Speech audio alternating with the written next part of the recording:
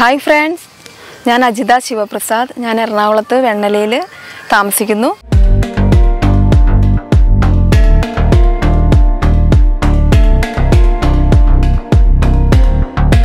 ഇപ്പോൾ social media മുഴുവൻ നിറഞ്ഞു നിൽക്കുന്ന ഒരു മുഖമാണ് അജിതാജിയുടേത്. എങ്ങനെയാണ് ഇങ്ങനൊരു മുഖം എനിക്കുണ്ട് എന്ന് തോന്നിയത്? എവിടെ നിന്നാണ് ഇങ്ങനൊരു മാറ്റത്തിന് പ്രേരണയാവുന്നത്? അതിങ്ങനെ എന്താ പറയുക, തിരുപ്പതി അമ്പലത്തിൽ ഒരു വഴിപാടുണ്ടായിരുന്നു. അപ്പോൾ ഫുൾ മുടി മൊട്ടയടിച്ചു. അത് കഴിഞ്ഞ പിന്നെ ഞാനിങ്ങനെ റീൽസൊക്കെ ചെയ്യുമായിരുന്നു അതിന് മുൻപ്. അപ്പോൾ റീൽസ് ചെയ്യുന്നതിൻ്റെ ഇടയിൽ കുറേ കമൻസുകൾ, ഇന്ദിരാഗാന്ധിയുടെ സാദൃശ്യമുണ്ട്, നിങ്ങൾ ആ ഒരു അങ്ങനെ ട്രൈ ചെയ്യൂ എന്ന് പറഞ്ഞപ്പോൾ ഞാനൊന്ന് നോക്കിക്കളയാന്ന് വിചാരിച്ച് അങ്ങനെ കുറേ റീൽസ് ചെയ്തു. ഇന്ദിരാഗാന്ധിയുടെ സ്പീച്ചും കാര്യങ്ങളൊക്കെ അങ്ങനെ വൈറലായതാണ്. ആദ്യമായിട്ട് ഇങ്ങനെ ഒരു ഐഡന്റിറ്റി നോട്ടീസ് ചെയ്തത് ചേച്ചിയോട് പറഞ്ഞത് ആരാണ്? ഞാൻ കോളേജിലൊക്കെ പഠിക്കുന്ന സമയത്ത് അമ്മാവൻ അച്ഛനോടും അമ്മോടൊക്കെ പറയും, മൂക്ക് കണ്ടു കഴിഞ്ഞാൽ ഇന്ദിരാഗാന്ധിയുടെ ഒരു കട്ടുണ്ടല്ലോ. അപ്പൊ അത് അവിടെ വെച്ച് അങ്ങോട്ട് സ്റ്റോപ്പായി. പിന്നെ ഇപ്പോഴാണ് ഈ വഴിപാട് കഴിഞ്ഞ് പിന്നെ കൂടുതലായിട്ട് സാദൃശ്യം ഉണ്ടെന്ന് പറഞ്ഞ് ആളുകളും പിന്നെ ബന്ധുക്കളും ഒക്കെ പറയാറുണ്ട്. അതിനുവേണ്ടി പ്രത്യേകിച്ച് എന്തെങ്കിലും പ്രിപ്പറേഷൻ നടത്താറുണ്ടോ? ഒരു പ്രിപ്പറേഷൻസ് നമ്മള് എന്താ പറയാ, ചിലര് പറയാറുണ്ട് അതുപോലെ നമ്മള് വേഷം കെട്ടി നടക്കുന്നതാന്നൊക്കെ പറഞ്ഞ്. ഞാനൊന്നും ചെയ്യുന്നില്ല. ഇപ്പൊ ഇൻസ്റ്റാഗ്രാമിൽ വൈറലായതിനു ശേഷം ഇപ്പോൾ ഉള്ളൊരു ലൈഫും മുൻപുണ്ടായിരുന്ന ഒരു ലൈഫും തമ്മിൽ ഒരു കമ്പാരിസൺ നടത്തിയാൽ എങ്ങനെയായിരിക്കും അത്? അത് വളരെ വ്യത്യാസമുണ്ട്.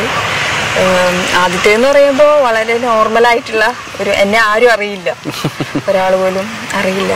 ഇപ്പോൾ പുറത്തേക്ക് ഇറങ്ങിക്കഴിഞ്ഞാൽ ഒന്ന് രണ്ടു പേരെങ്കിലും തിരിച്ചറിയുന്നുണ്ട്. അതാണ് വ്യത്യാസം. മുൻപത്തെ രൂപം എങ്ങനെയായിരുന്നു? മുൻപ് എനിക്ക് മുടി ഉണ്ടായിരുന്നു. മുടി മൊട്ടയടിച്ച് ഫുള്ള് കളഞ്ഞല്ലോ. അതിനുശേഷം ആണ് ഇങ്ങനെ സാദൃശ്യമുണ്ടെന്ന് പറഞ്ഞ കമന്റ്സ് ഒക്കെ. മുൻകാലത്ത് മൂക്കിലെ സാദൃശ്യം വീട്ടുകാരൊക്കെ പറഞ്ഞു എന്ന് പറഞ്ഞു. അപ്പൊ അന്ന് ഇന്ദിരാഗാന്ധിയെ ഫോളോ ചെയ്യാനോ അത്തരത്തിൽ എന്തെങ്കിലും ഒരു പ്രത്യേക ഇഷ്ടമൊക്കെ മേഡത്തോട് തോന്നിയിട്ടുണ്ടോ? ഇല്ല, അങ്ങനെ പറയുമെങ്കിലും അതേലെ. പിന്നെ കോളേജിൽ പഠിക്കുന്ന സാറ് പറയുമായിരുന്നു, ഇങ്ങനെ പിള്ളേരോടൊക്കെ പറയും, ഈ കുട്ടി ഒന്ന് നോക്കിയ മുഖത്തേക്ക് ഇന്ദിരാഗാന്ധിയുടെ കട്ടില്ലേ, അങ്ങനെ പറയും. അത് അവിടെ വെച്ചെല്ലാം സ്റ്റോപ്പായി എന്നല്ലാതെ കൂടുതലായിട്ട് ഞാനും അത് കൂടുതലായിട്ട് ശ്രദ്ധിച്ചിരുന്നില്ല. പിന്നെ ഈ പറഞ്ഞ പോലെ എന്തോ ഒരു ദൈവാനുഗ്രഹം എന്നുള്ള രീതിയിൽ ഈ വഴിപാട് കഴിഞ്ഞ പിന്നെയാണ് ഇങ്ങനെ ഒരു മാറ്റം. ഒരുപക്ഷെ അന്ന് അറിഞ്ഞിരുന്നെങ്കിൽ അന്ന് സ്കൂൾ കലോത്സവങ്ങളിലൊക്കെ ഫാൻസി ഡ്രസ്സിലൊക്കെ മത്സരിച്ചെങ്കിൽ ചിലപ്പോൾ 1ാം സ്ഥാനം തന്നെ കിട്ടുമായിരുന്നു എന്ന് തോന്നുന്നു. സോഷ്യൽ മീഡിയയ്ക്ക് ഒരു സ്വഭാവമുണ്ട്, എന്ത് നല്ലത് ചെയ്താലും ഒരു വിഭാഗം അതിനെ സപ്പോർട്ട് ചെയ്യും. പക്ഷെ എന്തായാലും കുറ്റം കണ്ടുപിടിക്കുന്ന ഒരു വിഭാഗം എന്തായാലും ഉണ്ടാവും. അങ്ങനെ ഈ ഒരു ശ്രമത്തെയും കുറ്റപ്പെടുത്തുക, കളിയാക്കുക, അങ്ങനെയുള്ള ഒരു അനുഭവം ഉണ്ടായിട്ടുണ്ടോ? ഇഷ്ടം പോലെ ഉണ്ട്. കളിയാക്കുന്നവരുണ്ട്, നെഗറ്റീവ് കമന്റ്സ് വരുന്നവരുണ്ട്. ഞാൻ ആദ്യമൊക്കെ എനിക്ക് ഭയങ്കര വിഷമമായിരുന്നു. പിന്നെ എന്നെ കുറെ ആളുകൾ പറയും, സോഷ്യൽ മീഡിയ അല്ലേ, അങ്ങനെ കുറെ അനുഭവങ്ങളൊക്കെ ഉണ്ടാവും, നമ്മളതൊന്നും മൈൻഡ് ചെയ്യണ്ട. അങ്ങനെ പിന്നെ രാഷ്ട്രീയ ബേസ് ആയിട്ടുള്ള രീതിയിൽ കമന്റ് ചെയ്യുന്ന ആൾക്കാരുണ്ട്. ഞാനൊരു കമ്മ്യൂണിസ്റ്റുകാരനാണ്, ഞാനൊരു BJP-കാരനാണ്, പക്ഷെ നിങ്ങളുടെ വീഡിയോസ് ഇഷ്ടമാണ് എന്ന് പറഞ്ഞാൽ അങ്ങനെ വരുന്ന ആൾക്കാരുണ്ട്. അപ്പം ഞാൻ പറയും, ഞാൻ എൻ്റെ വീഡിയോസ് രാഷ്ട്രീയമായിട്ട് ഒരു ബന്ധവുമില്ല. പിന്നെ എൻ്റെ ഒരു മുഖത്തിൻ്റെ ആ ഒരു സാദൃശ്യം കൊണ്ടായിരിക്കാം ആളുകൾ, ഇന്ദിരാഗാന്ധി ഇഷ്ടമല്ലാത്ത കുറേ ആളുകളൊക്കെ നെഗറ്റീവ് കമൻസ് ഒക്കെ ചെയ്യാറുണ്ട്. പിന്നെ ചിലവർ പറയുന്നുണ്ട്, എന്തിനാണ് ഇതേപോലെ വേഷമൊക്കെ കിട്ടി നടക്കുന്നതെന്നൊക്കെ ചോദിച്ച് അങ്ങനെ കുറേ കമൻസ് കാര്യങ്ങൾ. പിന്നെ ഞാൻ മുടി മുഴുവനും ഡൈ ചെയ്ത് ഇവിടെ മാത്രം വൈറ്റ് കളർ ചെയ്തിട്ട് നടക്കുന്ന അങ്ങനെയൊക്കെയുള്ള കുറേ കമൻസ് വരാറുണ്ട്. ഈ മുടിയിലുള്ള ഈ നര ഇതിനു വേണ്ടി ചെയ്തതാണോ, ഒറിജിനലി അങ്ങനെ തന്നെയാണോ? ഇല്ല, എനിക്ക് മുടിയുള്ള സമയത്തും ഈ നര, ഇതൊരു 10 കൊല്ലമായി. 10 കൊല്ലം മുമ്പ് ഇതുപോലെ തന്നെ 1-2 മുടി നരച്ചിട്ടുണ്ടായിരുന്നു. അത് കളഞ്ഞതിന് ശേഷം സ്പ്രെഡായിട്ട് അങ്ങനെ ആയതാണ്. ഓക്കെ, ഞാൻ പേഴ്സണലി ചോദിക്കാം, ഇന്ദിരാഗാന്ധി എന്ന് പറയുന്ന ഒരു വ്യക്തിത്വം ഇപ്പോഴും ഒരു പവർഫുൾ വുമൺ, അങ്ങനെ ഒരു ഐഡന്റിറ്റിയാണ് നമ്മുടെ മനസ്സിൽ. ഇപ്പോൾ കാണുമ്പോൾ പോലും നമുക്ക് ഒരു ഭയഭക്തിയോടുകൂടി നിന്ന് പെരുമാറേണ്ട ഒരു അവസ്ഥയുണ്ട് മാഡത്തെ കാണുമ്പോൾ. ശരിക്കുമുള്ള വ്യക്തി എങ്ങനെയാണ്? അജിത എന്ന് പറയുന്ന വ്യക്തി എങ്ങനെയാണ്? ഞാനെന്താ പറയാ, എല്ലാവരോടും സംസാരിക്കാൻ തന്നെ വളരെയധികം നാണവും പേടിയൊക്കെ ഉള്ള ഒരാളാണ്. പിന്നെ അപ്രതീക്ഷിതമായിട്ട് ഇങ്ങനെ കുറെ സാഹചര്യങ്ങളൊക്കെ വന്നു, ഇന്റർവ്യൂസും കാര്യങ്ങളൊക്കെ വന്നു. അപ്പൊ ഫസ്റ്റ് ഇന്റർവ്യൂ ഒക്കെ വന്ന സമയത്ത് ഞാൻ ആകെ പേടിച്ചിരുന്നത്, ഇതൊന്നും ജീവിതത്തിൽ ശീലമില്ലാത്ത കാര്യങ്ങളാണല്ലോ. പിന്നെ എന്താ പറയാ, ഇപ്പൊ വളരെ സന്തോഷം. ആളുകളൊക്കെ ഒരു നല്ല അഭിപ്രായങ്ങളൊക്കെ പറയുമ്പോൾ സന്തോഷം. ഇപ്പൊ വീട്ടിലാണെങ്കിലും ഇപ്പൊ മക്കളാവാം, അടുത്ത ബന്ധുക്കളാവാം, അവരൊക്കെ നേരത്തെ കണ്ടിരുന്ന അജിത എന്ന വ്യക്തിയല്ല, ഇപ്പൊ ഒരു ഭയഭക്തിയോട് കൂടിയുള്ള അല്ലെ ഒരു ബഹുമാനത്തോടു കൂടി എവിടെയെങ്കിലും വെച്ച് കാണുമ്പോൾ പെരുമാറുന്ന ഒരു രീതിയൊക്കെ ഉണ്ട്. എനിക്ക് തന്നെ പേഴ്സണലി ഇപ്പോൾ അടുത്ത് നിൽക്കുമ്പോൾ ഏതോ ഒരു വലിയൊരു വ്യക്തി, അങ്ങനെ ഒരു ഐഡന്റിറ്റി ഉള്ള ഒരു വ്യക്തി ഇങ്ങനെ മുന്നിൽ നിൽക്കുന്ന ഒരു ഫീലാണ് കിട്ടുന്നത്. ഇല്ല, എന്നെ അടുത്ത് അറിയാവുന്നവരും എൻ്റെ ഫാമിലിയൊക്കെ എന്നെ പഴയ പോലെ തന്നെ സാധാരണ പോലെ തന്നെയുള്ള ഇതാണ്. പിന്നെ പുറത്ത് നിന്ന് ഓരോരുത്തർ അടുത്ത് വന്ന് സെൽഫിയൊക്കെ എടുക്കുമ്പോൾ എന്താ പറയാ, വളരെയധികം അങ്ങനെയായിട്ടാണ് തോന്നുന്നത്. അല്ലാതെ ഫാമിലി എല്ലാവരും അതേപോലെ തന്നെ. ഓക്കെ, ഏതെങ്കിലും സിനിമ ഓഫർ അങ്ങനെ എന്തെങ്കിലും ഒക്കെ വന്നിട്ടുണ്ടോ? പൊളിറ്റിക്കൽ സിനിമയിലൊക്കെ എന്തെങ്കിലും വിളിയൊക്കെ വന്നിട്ടുണ്ടോ? അങ്ങനെ ഓഫറുകൾ വന്നിട്ടുണ്ടായിരുന്നു. പിന്നെ എന്താ പറയാ, അതിൻ്റെ ഓരോ കാര്യങ്ങളൊക്കെ സ്ക്രിപ്റ്റും കാര്യങ്ങളൊക്കെ പറഞ്ഞ് അങ്ങനെ ഇരിക്കും. അജിതാജി എന്താ ചെയ്യുന്നത് അല്ലാതെ? ഞാൻ എൻ്റെ ഹസ്ബൻഡ് അക്കൗണ്ട്സിലാണ്. ഞാനിപ്പോൾ ഹെൽപ്പ് ചെയ്യുന്നു, കൂടെ വർക്ക് ചെയ്യാൻ. വീട്ടിലെ അന്തരീക്ഷം സാഹചര്യങ്ങളൊക്കെ എങ്ങനെയാണ്? ഞാനപ്പോൾ ഈ വഴിപാടിന് മുൻപ് എന്ന് പറഞ്ഞു കഴിഞ്ഞാൽ ഫുൾ ഹൗസ് വൈഫായിരുന്നു.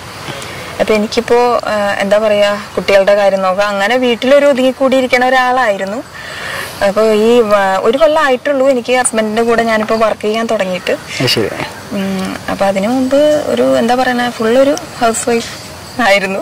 സാധാരണ ഇപ്പം മോഹൻലാലിന്റെ ഒരു മുഖസാദൃശ്യമുള്ള ഒരാളുടെ വീഡിയോ ഒക്കെ ഇറങ്ങി കഴിഞ്ഞാൽ അദ്ദേഹം അത് പേജിൽ ഷെയർ ചെയ്യുക, അങ്ങനെ കുറച്ചുകൂടി ഒരു പബ്ലിസിറ്റിയും അല്ലെങ്കിൽ ആ ഒറിജിനൽ ആൾ അതിനെ ഏറ്റെടുക്കുന്ന ഒരു അവസ്ഥയുണ്ട്. ഇപ്പോൾ രാഹുൽ ഗാന്ധിയെ പോലുള്ളവരൊക്കെ ഇത് ഒരുപക്ഷെ നേരിൽ കാണാനൊക്കെ ഒരു സാഹചര്യം ഉണ്ടായാൽ അവരെ ഏറ്റെടുക്കാൻ തയ്യാറായാൽ അങ്ങനെയൊക്കെ ചിന്തിച്ചിട്ടുണ്ടോ? അങ്ങനെ ആഗ്രഹങ്ങൾ എന്തെങ്കിലുമൊക്കെ ഉണ്ടോ? അങ്ങനെ ഇപ്പോൾ എല്ലാവരും പറഞ്ഞ് എനിക്കിപ്പോൾ നല്ല ആഗ്രഹമുണ്ട്, ഒന്ന് കണ്ടാൽ കൊള്ളാം എന്നുള്ളൊരാഗ്രഹമുണ്ട്. അങ്ങനെയുള്ള കോൺഗ്രസിന്റെ ഏതെങ്കിലുമൊക്കെ നേതാക്കന്മാർ അത്തരത്തിലുള്ള എന്തെങ്കിലും അതൊക്കെ പറഞ്ഞിട്ടുണ്ടോ നാട്ടുകാരോ? കോൺഗ്രസിന്റെ കുറച്ച് ആൾക്കാർ നമ്മളുമായിട്ടൊന്ന് കോണ്ടാക്ട് ചെയ്തിട്ടുണ്ട്. അതുപോലെ തന്നെ രാജസ്ഥാനിൽ നമ്മൾ ഓൺലൈൻ ഒരു പ്രചരണത്തിൻ്റെ ഒരു ഓഫർ വന്നിട്ടുണ്ടായിരുന്നു. ഇങ്ങനെ സ്വാഭാവികമായിട്ടും നമ്മൾ തൊടുന്ന മേഖല എന്ന് പറയുന്നത് കുറച്ച് സെൻസിറ്റീവാണ്, പൊളിറ്റിക്സ് എന്ന് പറയുന്നത്. അപ്പോൾ അത്തരത്തിൽ എന്തെങ്കിലും മോശമായ അനുഭവങ്ങൾ എന്തെങ്കിലും ഉണ്ടായിട്ടുണ്ടോ? നമുക്കൊരു വധഭീഷണിയുടെ ഒരു മെസ്സേജ് വന്നിട്ടുണ്ടായിരുന്നു. നിങ്ങളെ ഞങ്ങൾ കൊല്ലും, ഞങ്ങളുടെ പക തീർന്നിട്ടില്ല, 1984 ഇപ്പോഴും അവർക്ക് മറക്കാൻ പറ്റാത്തൊരു വർഷമാണെന്നൊക്കെ പറഞ്ഞ് അങ്ങനെ മെസ്സേജ് വന്നു.